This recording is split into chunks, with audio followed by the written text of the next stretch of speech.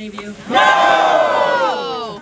The American dream that my grandparents, your grandparents, our parents, and us have fought for is slipping away before our very eyes. You know it, that's why you're here. Our rally here, and there are 49 rallies in every single state in the country. Yeah! We're here in every major city and in capitals. We're standing in solidarity with the workers of Wisconsin and all Americans who are struggling in this crazy broken economy. What do we want? We demand an end to the attacks on workers' rights and public services across the country. It's not so much to ask, is it? We demand investment in creating decent jobs that pay a living wage. And giving people the work they so desperately need. There's millions of us out of work right now. And then why? Because the finance departments of some banks decided to make a bunch of shady loans and rip people off? That just doesn't sound right. We demand that the super rich and the powerful corporations, including Wall Street, those banks, and the big oil companies, pay their fair share. Few weeks, Wisconsin workers have been protesting against a bill that would basically cut vital public services and take away workers' ability to collectively bargain. So basically what they're trying to do is gut unions like a catfish. So we are here to tell them that that's not going to fly.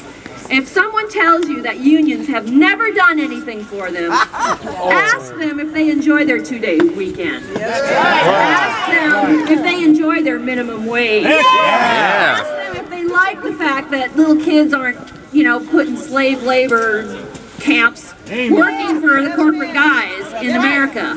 Right. 40-hour work week. Wouldn't you? Good idea. Vacation time?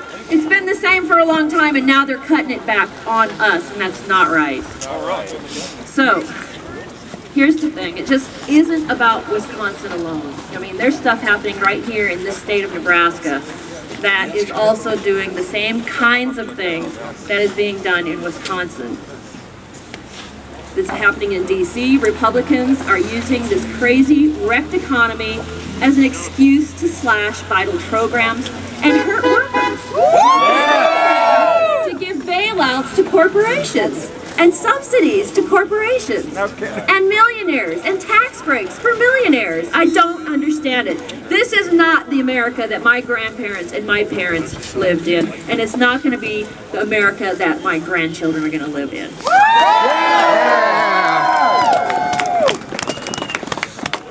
Bear with me, my hands are frozen.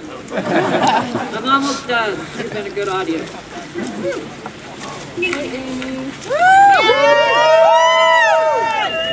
Republicans are prospering, and they are proposing massive cuts to NPR, to education funding, the Pell Grants. Have you seen how much they want to cut from Pell Grants? At a time when education is so important in our recession recovery, they're trying to cut the very things that will make us stronger and a more competitive group of working class people in the world. They're taking police off the street, food out of our mouths, out of the mouths of hungry children and moms.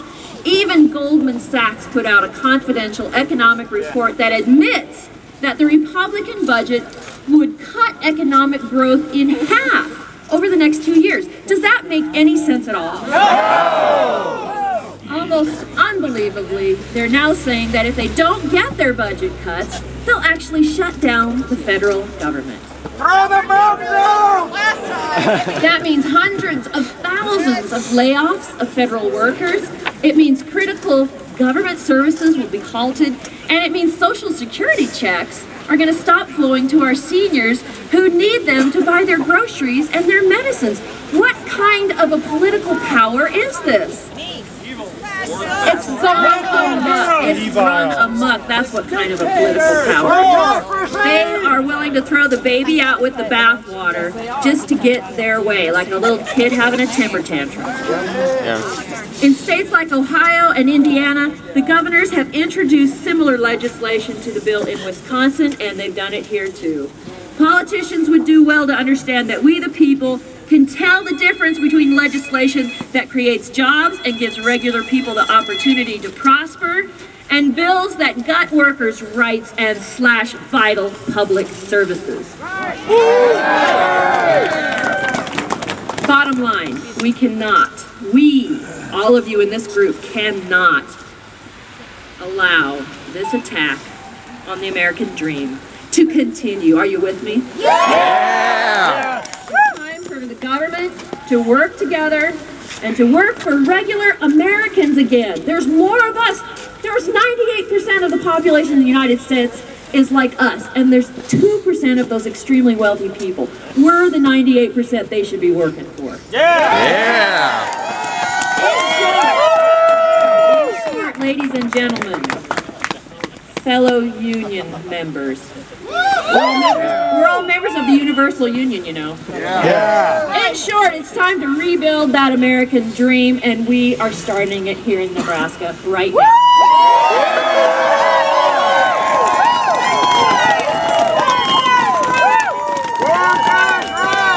Workers' rights! What are you chanting? Chant! Right! Workers' rights! Workers' rights! Workers' rights! Workers' rights! Workers' rights! Workers' rights! Workers' rights! Workers' rights! Workers' rights! Workers' rights! Okay, everybody, we got a lady, a citizen of Nebraska, who wants to say a few words for you.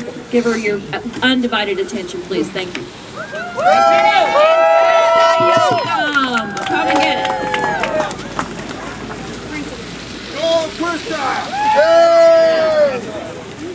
I'm not here representing any one group or political organization.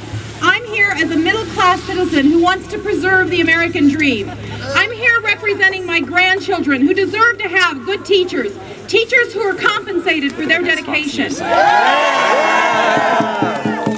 here as the wife of a former firefighter and one who knows the sacrifice they make, the difficult situations they are placed in, the struggle they face when they cannot save someone, and I know firsthand how long-lasting and stressful that is on them and on their families. The assault on public employees in Wisconsin is an assault on us all. Public employees are not the cause of our economic downfall. There was a report cited in today's Lincoln Journal-Star that shows that spending cuts by the state and local governments are actually holding back financial recovery. Public employees are not the problem.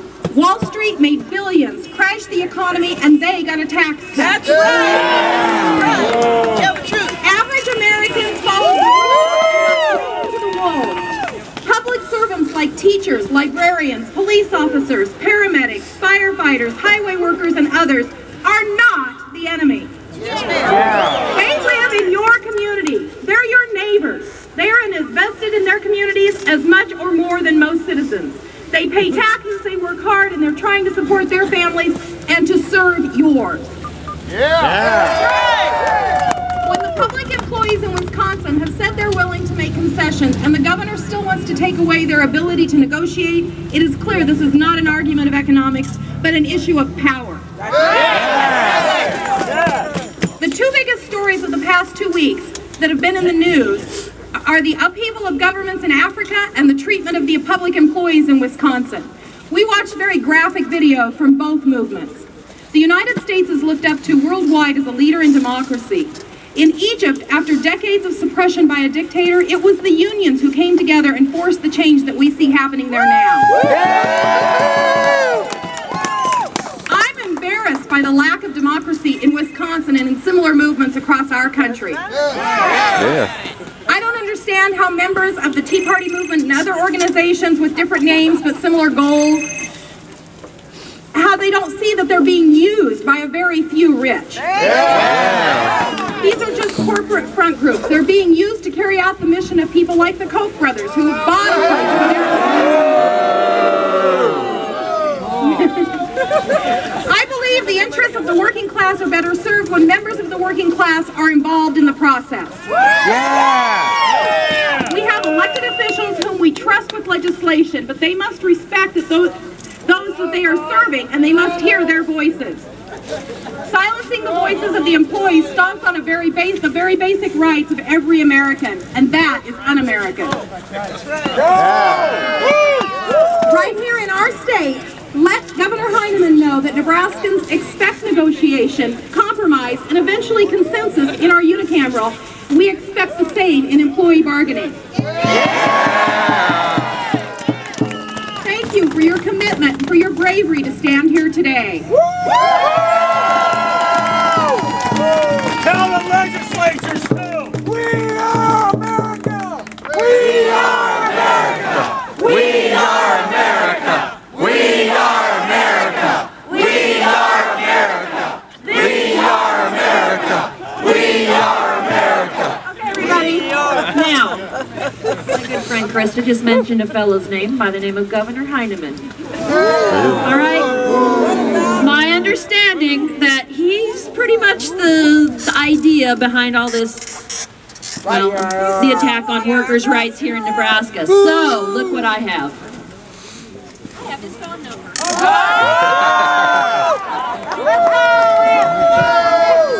Everybody. I need someone to hold this up here so that everybody can get yourself. Don't forget to dial 402. 402, otherwise it won't go through. But anyway, that's his phone number, and you need to call him, and we need to put pressure on him to stop trying to tear the unions apart here in this state. That's the first place we're going to go. You also need to write letters to the editor, of course. I'm going to remind you that several times as we go along today. All right. Chris is going to announce the next person. Our next speaker is John Kretschmar, and I don't know anybody who knows more about unions than John.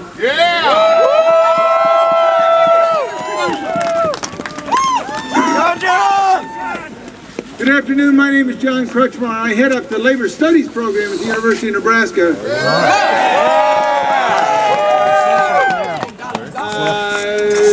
The Labor Studies program at the University of Nebraska is to organize labor. What Ag Extension is to farmers and ranchers. We have a statewide mission to identify the kinds of information that will help leaders and activists in the labor movement be the best they can be, both as leaders of their union and as citizens in their community. I have been talking about unions for a long time, and I've been talking about the American dream for a long time. The American dream is fairly simple, and I'm glad this gathering is aimed at dealing with the American dream. The American dream is nothing more than working hard, playing by the rules so that your kids will be better off than you are. History tells me that the American dream is fairly closely related to the size of the middle class in the United States. And I'm not alone in believing that unions had something to do with the expansion of the middle class. There's a conservative columnist named George Will who wrote once upon a time, quote, "I think American labor unions will get a large share of the credit for making this a middle class society," end quote. I think we hit the ball. Unfortunately, the average wage when adjusted for inflation has been shrinking since about the mid-1970s. And with that change began the shrinking of the American middle class. I tie that decline also to the reduction of labor union density. Where there were once families that needed only one breadwinner to keep their heads above water, now families need two just to tread water. And I'm not alone in thinking that. Business Week magazine back in 1984 agreed with me, said that